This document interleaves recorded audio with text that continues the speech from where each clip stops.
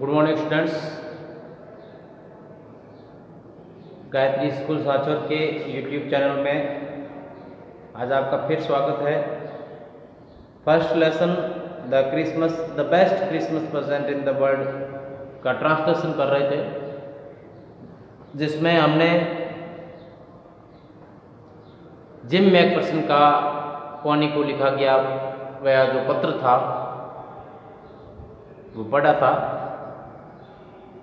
जिसमें उसने उनके और जर्मनों के बीच में जो पार्टी हुई थी, जिसमें उन्होंने शराब और मांस वगैरह का आनंद लिया था, और उसके बाद उनके बीच में फुटबॉल का मैच हुआ था, जिसमें जर्मन चालाकी से जीत गए थे।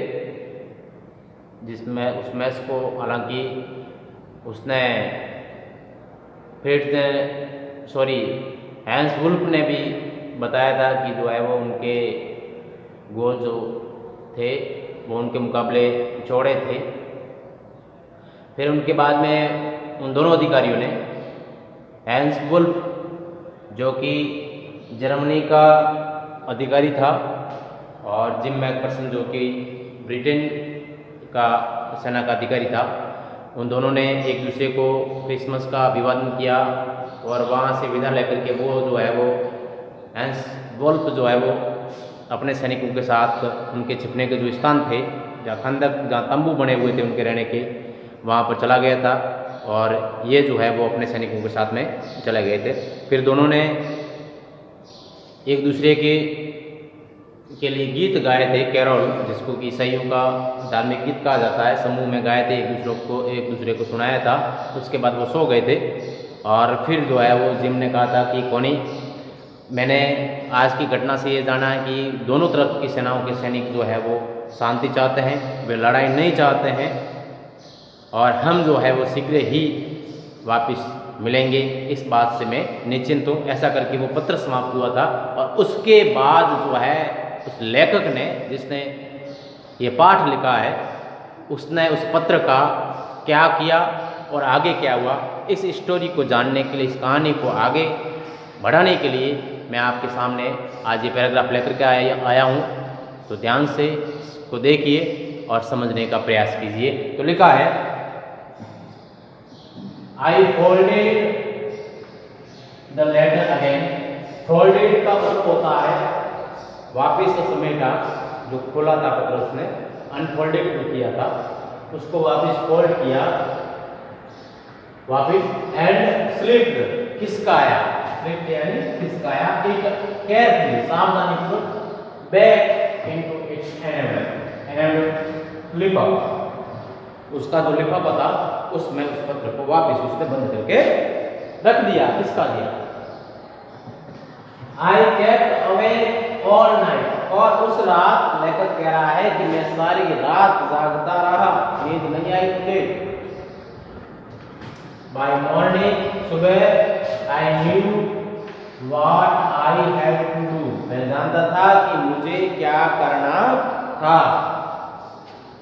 आई ड्रोव इनटू ब्रीडफोर्ड, मैं ब्रीडफोर्ड की तरफ, ब्रीडफोर्ड नाम का जो स्थान था वहां पर गाड़ी से गया। जस्ट फ्यू मील्स अवे, जो कि कुछ मील ही दूर था। I asked a boy walking his dog where Copper Beeches bar, एक लड़का, I asked a boy walking his dog, मैंने एक लड़के से जो कि वहां पर अपने कुत्ते को घुमा रहा था उसको पूछा, वेयर कॉपर पिचेस बार, ये कॉपर पिचेस जो है वो कहाँ था, ऐसा मैंने उस लड़के से पूछा। हाउस नंबर 12, जो कि उस पत्र में उल्लेख था, house number 12 turned out to be nothing, house number 12 जो था वो कुछ भी नहीं था बट ए बर्निंग, केवल जला हुआ अवशेष था, बर्नेड अवशेष। द रूफ गैपिंग, जिसकी दीवारें थी केवल, छत ऊपर से, गैपिंग का मतलब खुली थी। द विंडोज बोर्डेड अप, और उसकी खिड़कियां जो थी वो लकड़ी की तख्तियों से जो है वो ढकी हुई थी। Bolded I knocked at the house next. लेखक कह रहा है मैंने उस 12 नंबर घर जो था उसके पास वाले घर का दरवाजा नॉक किया, नॉक का मतलब खटखटाया, डोर एंड आस्क्ड और पूछा if anyone new the whereabouts of a Mrs. McPherson, और उनको पूछा कि क्या कोई मिसेज मैकपर्सन, श्रीमती मैकपर्सन जो है उसके बारे में बता सकता है। ओ यस, अरे हाँ, सेड द ओल्ड मैन, बूढ़ा व्यक्ति था, उसने कहा अरे हाँ, इन स्लीपर्स, वो भी स्लीपर्स पहने हुए था। ही न्यू हर वेल, वह उसको अच्छी तरह से श्रीमती मैकपर्सन को जानता था। ए लवली लेडी, बहुत प्यारी महिला थी। He told me a bit मडल है, और उस व्यक्ति ने मुझको ये भी बताया कि वो थोड़ी भ्रमित थी, मतलब मानसिक रूप से थोड़ी कमजोर थी। But at her age she was untitled, और उसकी उम्र में जितनी उसकी उम्र थी उस उम्र में लोग जो है वो ज्यादातर जो है वो भ्रमित हो जाते हैं। उम्र जब बूढ़े हो जाते हैं तो थोड़ा सा दिमाग पर जो है वो प्रभाव पड़ता है, मानसिक स्थिति थोड़ी सी कमजोर हो जाती है। टू बी वाजिब सी, क्या ऐसा नहीं होना चाहिए, उसकी उम्र में ऐसा हो जाना चाहिए, और होता भी है आमतौर पर जो है वो जब उम्र ज़्यादा हो जाती है तो मानसिक स्थिति थोड़ी सी जो है वो डाउन हो जाती है। तो ये यहाँ तक की स्थिति जो थी उसने उसके बारे में बताया था कि मैं उसको जानता हूँ, वो थोड़ी भ्रमित थी, और उसके बाद में क्या हुआ और लेखक को क्या क्या जानकारी उसके बारे में प्राप्त हुई, थोड़ा और मैं बता देता हूँ, आप चाहो तो इसका स्क्रीनशॉट ले लो।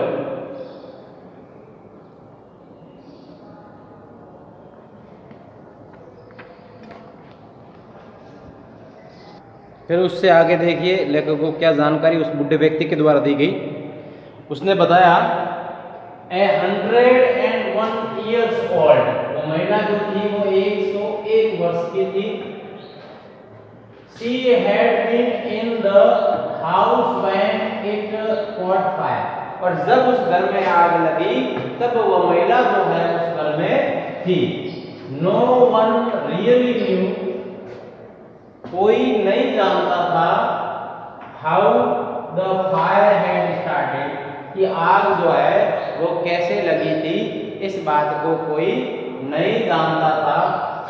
But it could well have been candles, लेकिन इसका लगने का सही कारण जो है वो मोमबत्तियां हो सकती है, कैंडल्स।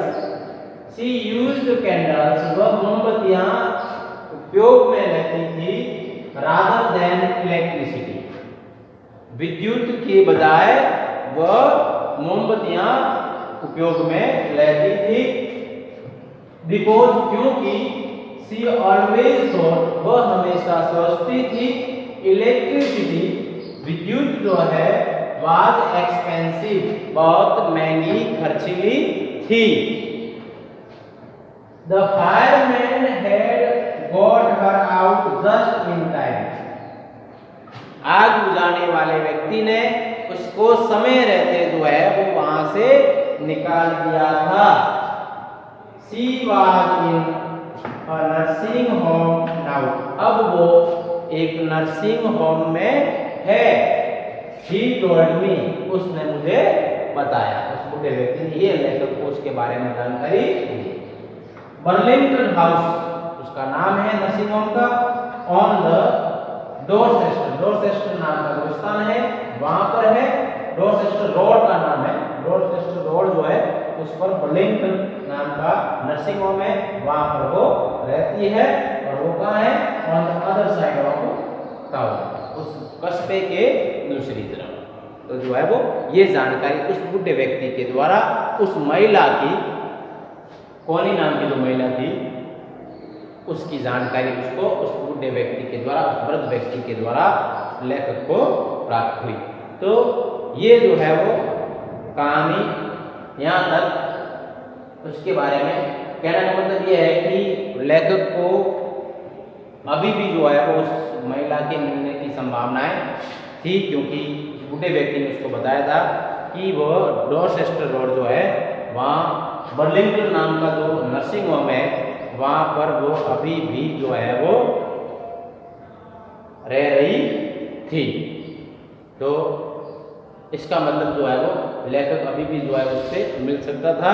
तो अब देखो आगे इस कहानी में क्या होगा, लेखक उससे मिलने जाएगा या नहीं जाएगा, जाएगा तो उससे मुलाकात होगी, और मुलाकात होगी तो क्या बातें होगी, क्या जानकारी उससे वो चाहेगा।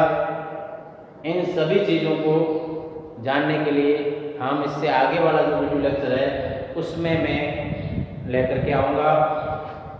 तब तक आप जो है ये पिछले जो वीडियो लेक्चर सभी जितने भी हुए हैं उनमें ट्रांसलेशन वाले जो है वो ध्यान से सुने, ताकि जो है आगे लास्ट में जब आपको प्रश्न करने पड़े तो उसमें जो है वो आप इन वीडियो की सहायता से जो है उस समय स्वयं जो है वो प्रश्न करने के योग्य बन सको।